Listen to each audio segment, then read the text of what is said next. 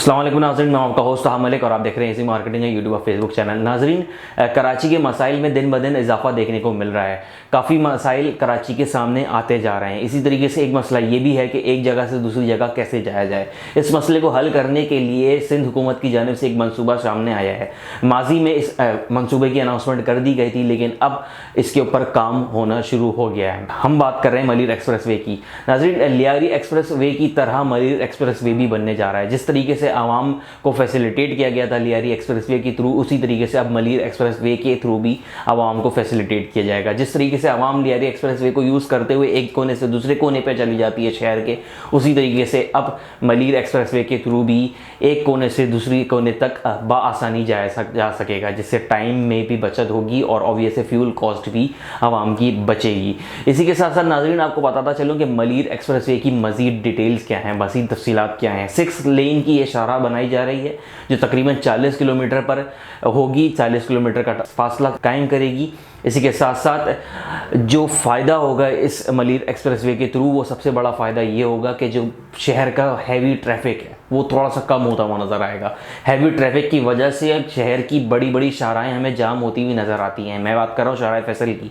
अगर आप शाम के टाइम पे चले जाएँ शाहराए फैसल पे, तो एक अच्छा ट्रैफिक शाहराए फैसल के ऊपर जैम होता है, बहुत स्लो होता है ट्रैफिक शाहराए फैसल के ऊपर, क्योंकि और ऑप्शंस, अल्टरनेट ऑप्शंस आवाम के पास है नहीं, लोगों के पास है नहीं, तो वो सिर्फ शाहराए फैसल के थ्रू ही एक जगह से दूसरी जगह जा पाते हैं। लेकिन अब मलिर एक्सप्रेसवे बनने के बाद आवाम के पास दूसरे ऑप्शंस भी होंगे। वो एक जगह से दूसरी जगह जाने के लिए मलिर एक्सप्रेस वे को भी यूज़ कर सकते हैं। इसी तरीके से नाज़रीन, मलिर एक्सप्रेस वे का स्टार्टिंग पॉइंट जो होगा वो कोरंगी रोड क्रीक एवेन्यू से स्टार्ट होगा, यानी कि फेज 7 एक्सटेंशन से स्टार्ट होकर के इसका जो एंडिंग पॉइंट है वो काथोड़ M9 मोटरवे यानी कि सुपर हाईवे की बात कर रहा हूँ मैं, वहाँ तक जाएगा। एक बड़ा फासला तय किया जाएगा। जो रास्ता पहले 1.5 घंटे के अंदर तय किया जाता था, अब वो सिर्फ 20 से 25 मिनट के अंदर तय कर लिया जाएगा। एक बड़े टाइम की बचत जो है हमें आने वाले वक्तों में मलिर एक्सप्रेसवे के थ्रू देखने को मिलेगी।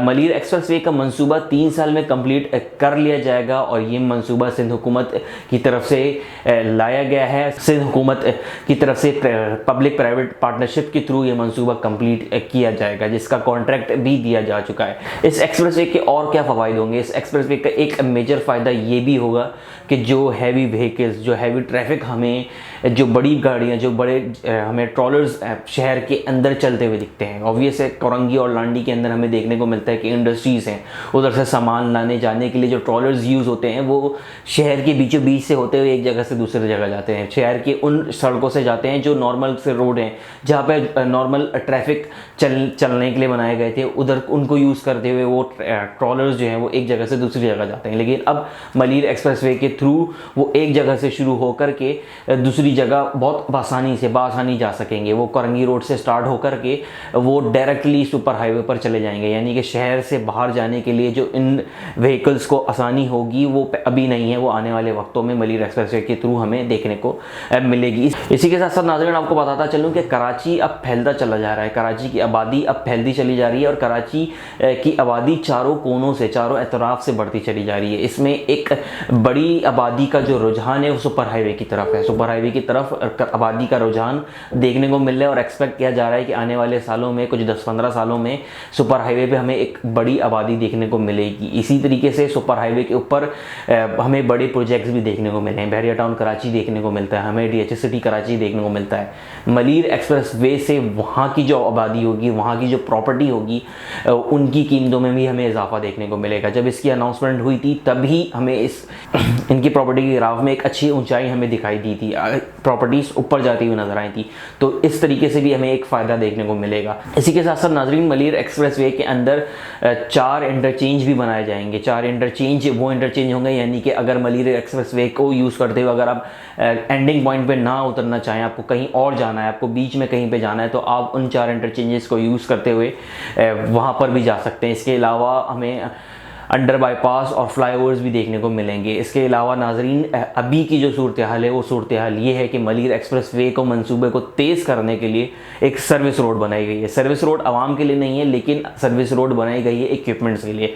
जो इक्विपमेंट साइट पर पहुँचाने हैं, साइट पर जाने, let suppose dumpers and trollers and everything जो हमें साइट पे वर्किंग के लिए चाहिए होती हैं, वो सारी चीज़ें अब इस सर्विस रोड के थ्रू साइट पर पहुंचा दी जाएंगी और काम में तेज़ी हमें देखने को मिलेगी। इसी के साथ साथ कॉन्ट्रैक्ट दिया जा चुका है और साथ ही साथ मलीर नदी का जो पानी है उसको भी डाइवर्ट कर दिया गया है ताकि कोई भी हर्डल हमें देखने को ना मिले मलीर एक्सप्रेसवे के अंदर। इसी के साथ साथ नाज़रीन, ऐसे लोग जो शहर के बाहर से आ रहे हैं, हैदराबाद से आने वाले लोगों को भी काफ़ी फ़ायदा मलीर एक्सप्रेसवे के थ्रू हमें देखने को मिलेगा। क्यों? क्योंकि अगर कोई शख्स हैदराबाद से आता है तो उसे एक मेजर डिस्टेंस जो है वो तय करना पड़ता है शहर के दूसरे कोने पर जाने के लिए।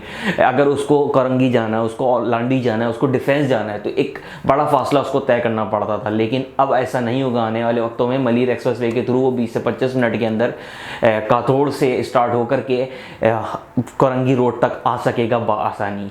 तो सिर्फ शहरियों को ही नहीं बल्कि शहर से बाहर आने वाले लोगों को भी मलीर एक्सप्रेसवे फ़ायदा पहुंचाएगा। आज के लिए इतना ही। अपने होस्ट तामली को दीजिएगा इजाज़त। अल्लाह हाफ़िज़।